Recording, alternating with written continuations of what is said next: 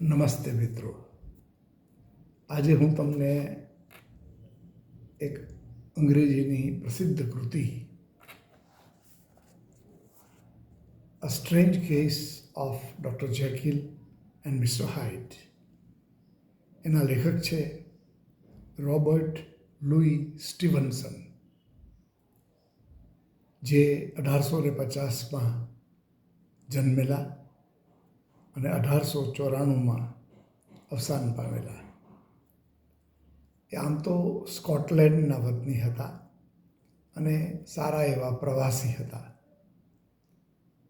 એમને એક સમસ્યા હતી, એ હતી શ્વાસની, બ્રિધિંગની, એટલે અસ્થમા જેવો પ્રોબ્લેમ હતો અને તેથી એમનું જે મૃત્યુ થયું એ અસ્થમાને કારણે થયેલું.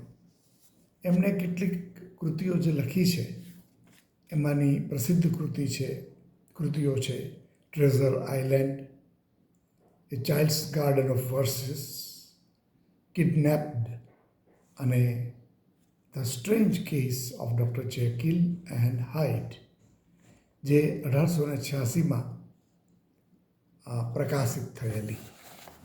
હવે આપણે એના થીમની, પહેલાં તો એની સ્ટોરીની વાત કરીશું અને પછી એની અંદર એક ફિલોસોફિકલ અને સાયકોલોજીકલ થીમ્સ છે એની પણ વાત કરીશું. આપણે આ કૃતિને એટલા માટે ડિસ્કસ કરવાની જરૂર લાગે છે કે એમાં ફિલોસોફી પણ છે, જેને આપણે અંતે વાત કરીશું. પણ પહેલાં એની વાર્તા કહીએ. આ કૃતિમાં એક અટરસન નામના એક વકીલ હતા, બહુ સારા વકીલ. એમને ડૉક્ટર જેકિલ નામના ડૉક્ટર સાથે બહુ મૈત્રી હતી, સંબંધો હતા. એટલું જ નહીં, પણ ડૉક્ટર જેકિલના એ વકીલ હતા. અટરસનની એવી ટેવ હતી કે દરરોજ સવારે એના કઝિન સાથે ફરવા નીકળે, ચાલવા નીકળે, વોકિંગ કરવા નીકળે. એ જ્યારે વોકિંગમાં બંને જતા હતા ત્યારે એમણે જોયું કે એક જગ્યાએ ટોળું ભેગું થઈ ગયેલું અને એક નાની એવી બાળકીને એક વ્યક્તિએ કચડી નાખેલી. લોકો ભેગા થઈ ગયા અને પહેલા માણસને પકડી લીધો. લોકોએ એવી અપેક્ષા રાખી કે આપણે પોલીસને કહીએ અને જેલમાં પૂરવાનું કે એવું બધી લાંબી પ્રોસેસ કરવાને બદલે એની પાસેથી પૈસા લઈને આ દીકરી, આ છોકરીને આપણે મદદ કરીએ. એટલે એ લોકોએ આ જે ગુનેગાર હતો, જેનું નામ હતું મિસ્ટર હાઇડ, એને કહ્યું કે તારે 100 પાઉન્ડ આપવાના છે. એની પાસે 10 પાઉન્ડ રોકડા હતા, કેશ હતા. એ એણે આપ્યા અને કહ્યું કે બાકીનું હું તમને ચેક રૂપે આપું. તો એ બાજુમાં જ એક રૂમ હતો, મકાન હતું. એના દરવાજામાં થઈને, એના ડોરમાંથી એ અંદર ગયો અને ચેક લઈને આવ્યો. અટરસને જોયું કે ચેકમાં તો સહી હતી ડૉક્ટર જેકિલની. એટલે એને બહુ આશ્ચર્ય થયું કે ડૉક્ટર જેકિલની સહી કેમ છે. તો એને થોડીક ચિંતા પણ થઈ કે આ નાલાયક માણસ ડૉક્ટર જેકિલને પરેશાન તો નથી કરતો, ગુનેગાર તો છે જ, નાના મોટા ગુનાઓ કર્યા કરે છે, પણ ડૉક્ટર જેકિલને પણ પરેશાન કરતો હશે. એટલે એણે નક્કી કર્યું કે હું આમાં જરા ધ્યાન આપી અને જોઈશ કે ખરેખર શું છે. થોડા સમય પછી એક વખત અટરસન છે એ પેલો દરવાજો, જે ડોર હતો રોડ ઉપરનો, જેમાંથી પેલો હાઈડ અંદર ગયેલો. એટલે એ દરવાજા પાસે આમ છુપાઈને અટરસન ઊભા રહ્યા. થોડી વાર પછી મિસ્ટર હાઈડ, જે નાલાયક માણસ હતો, ગુનેગાર હતો, એ બહાર આવ્યો. તો અટરસને એની સાથે વાત કરવાનું નક્કી કર્યું. પણ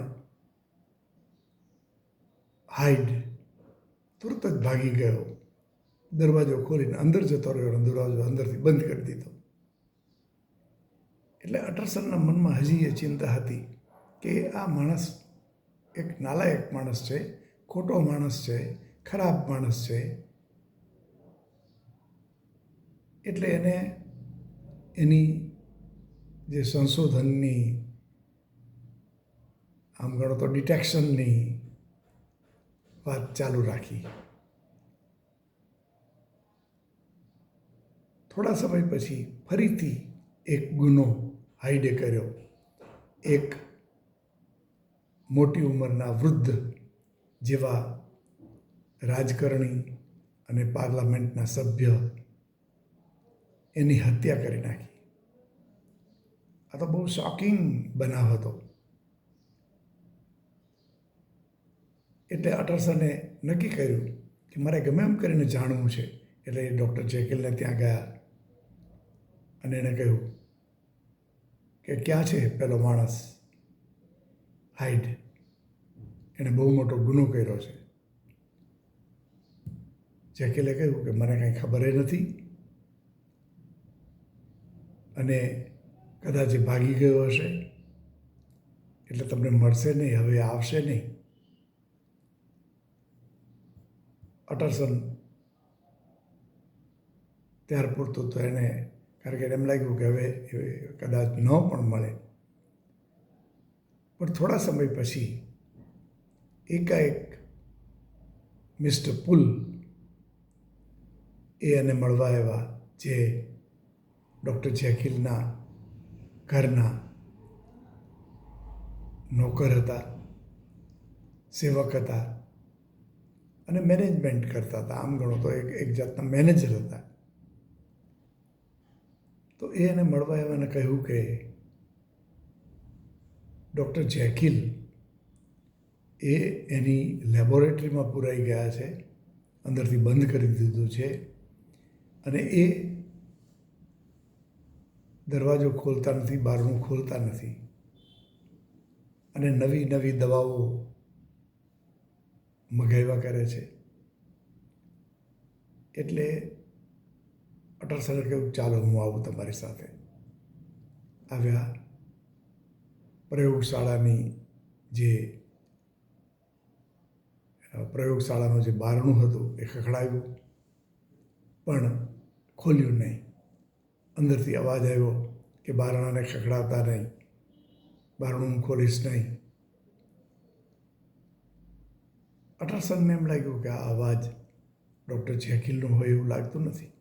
કદાચ સંભવતઃ કદાચ એ હાઈડનો અવાજ હોય અને હાઈડે ફરીથી પાછું એવું નથી કર્યું ને કે ડૉક્ટર જેકિલની હત્યા કરી હોય.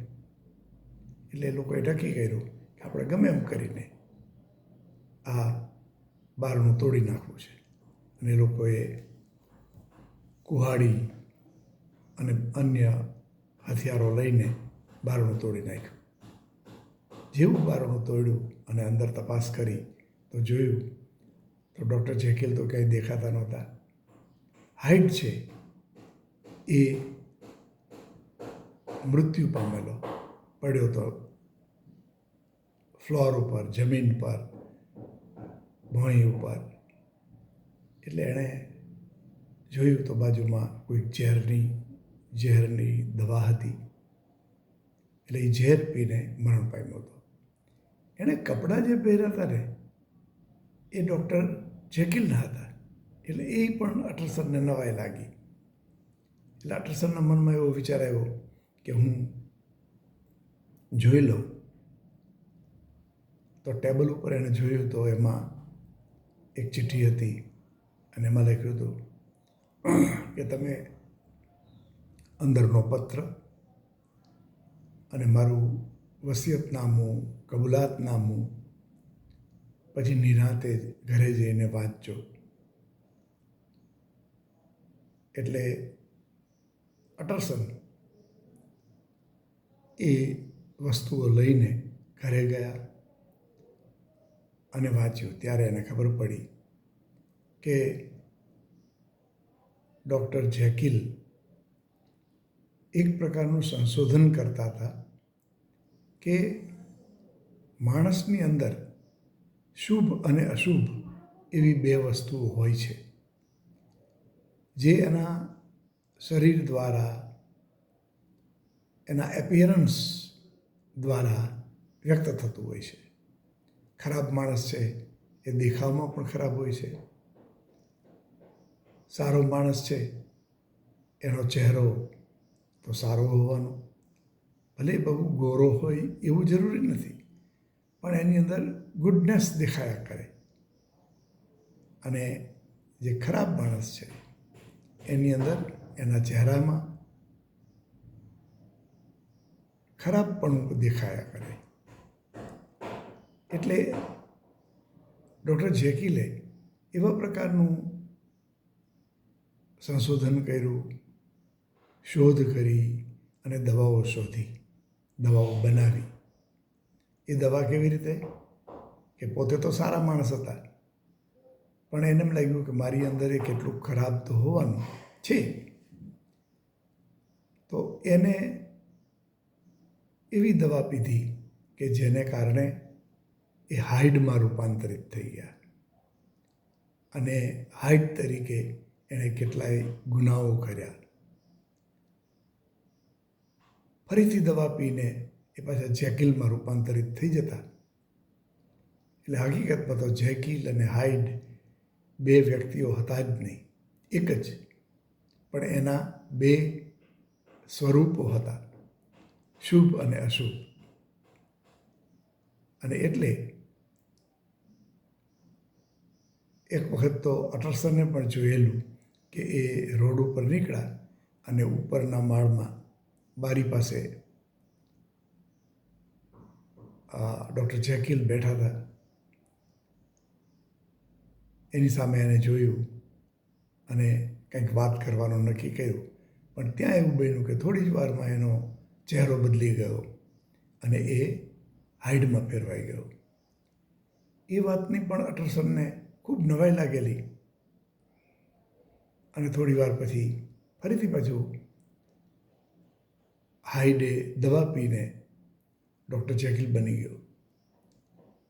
આ ઘટના, આ વાત અટરસનને હવે સમજાણી કે આ કોઈ વૈજ્ઞાનિક સંશોધન છે, વૈજ્ઞાનિક શોધ છે કે કંઈક તમે ડ્રગ, દવાઓ લો અને એ દવા તમારા શુભને અશુભમાં ફેરવી નાખે અને અશુભને પાછું શુભમાં ફેરવી નાખે. એટલે અંતે આપણે આ કૃતિના અંતે જોઈએ તો આ જગતમાં ન ડૉક્ટર જેકિલ હાજર રહ્યા કે હાઇડ, બંને જતા રહ્યા, કારણ કે બંને એક જ હતા. આ કૃતિ મહાન એટલા માટે ગણાય છે કે એમાં જે થીમ્સ છે, જેના વિષયો છે એ છે એક તો ડ્યુઆલિટી, એમાં દ્વૈત છે. અને શું છે દ્વૈતમાં? શુભ અને અશુભ. માણસ છે એની અંદર આ બે વસ્તુ હોય પણ છે, હોય જ છે. ક્યાંક ને ક્યાંક કેટલીક વસ્તુ તો એવી જોવા મળે આપણને કે સારો માણસ હોય પણ અંદરથી લોભી હોય, ક્રોધી હોય, લસ્ટફુલ હોય, કામુક, વ્યભિચારી હોઈ શકે. કેટલીક વાર આપણે જોઈએ છીએ કે સમાજમાં ધાર્મિક કે રાજકીય નેતા ગણાતા, આગળ પડતા માણસો ગણાતા અંદરથી એટલા શુભ હોતા નથી. કંઈક આવા ગુનાઓ પણ કરે છે. એમાં કોઈની ટીકા કરવાનો આપણો આશય નથી, પણ વાત એ છે કે વ્યક્તિમાં શુભ અને અશુભ એ બંને હોઈ શકે છે, હોય જ છે. અને તેથી આ ડૉક્ટર જેકીલે એવું સંશોધન કરવાનો પ્રયત્ન કર્યો, એવી દવા શોધવાનો પ્રયત્ન કર્યો કે એ પીને ખરાબ બની શકાય અને પછી જે અંદર પડેલા જે અનિષ્ટો છે એનો એ પ્રેક્ટિકલી ઉપયોગ કરે, જેમ કે કોઈની હત્યા. તો આ વાત દ્વૈત ડ્યુઆલિટીની છે. માણસમાં અશુભ અને અશુભ હોય છે. આપણે ભારતમાં આપણે માનીએ છીએ કે આપણે 3 વસ્તુમાં માનીએ છીએ કે માણસની અંદર આ 3 વસ્તુઓ તો હોય છે: સાત્વિક અને રાજસિક અને તામસિક.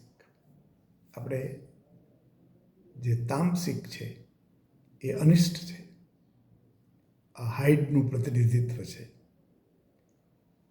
અને સાત્વિકતા છે એ ડૉક્ટર જેકીલ તો બહુ સારા ડૉક્ટર હતા, બહુ સારા માણસ હતા. તો એ જે સાત્વિકતા છે એ પણ જગતમાં જોવા મળે છે. અને આપણે જે ત્રીજો જે કન્સેપ્ટ છે રાજસિકનો, એ આમ હ્યુમન કન્સેપ્ટ છે કે માણસમાં શુભ અશુભ થોડીક વસ્તુ હોય છે, પણ અહંકાર કે દંભ, એમ્બિશન, મહત્વાકાંક્ષા એવી વસ્તુઓ રાજસિક છે.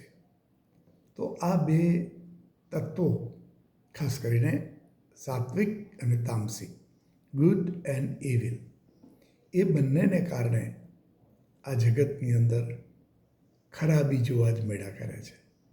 પછી એ સામાજિક પરિસ્થિતિમાં, રાજકીય, ધાર્મિક, આવા જુદા જુદા ક્ષેત્રમાં આવું આપણને જોવા મળે છે. એટલે રોબર્ટ લૂઈ સ્ટીવન્સનનો ઈરાદો એ હતો કે આ ફિલોસોફિકલ કન્સેપ્ટ ગણાય, શુભ અને અશુભ, સાત્વિક અને તામસિક. તો એવી 2 વસ્તુ છે એ આ જગતને સારી પણ બનાવે છે અને ખરાબ પણ બનાવે છે. જગતમાં સારું અને ખરાબ બંને ચાલ્યા કરે છે. તમે ન્યૂઝપેપર વાંચો તો એમાં જે લોકોને ઉપયોગી થવા માટે પ્રવૃત્તિઓ થતી હોય એનો ઉલ્લેખ એમાં હોય, જેમાં રાજકીય નેતાઓ પણ સરસ રીતે ઉપયોગી થતા હોય એવું બને, ધાર્મિક નેતાઓ પણ, અને સમાજના કેટલાક સોશિયલ વર્કર્સ પણ સરસ કામ કરે. તો આ બધું બતાવે છે શુભ, અને બીજી બાજુ અશુભ. અશુભમાં લાંચ, હિંસા, મારામારી, લોકોને છેતરવા અને ગેરકાયદેસર અને અનૈતિક રીતે પૈસા કમાવા, આ એક તામસિક વસ્તુ છે. અને એટલે દુર્ભાગ્યે આપણે ઘણીવાર આવી વસ્તુઓ સમાજમાં, રાજકીય પરિસ્થિતિમાં અને ઇવન ધાર્મિક પરિસ્થિતિમાં જોઈએ છીએ.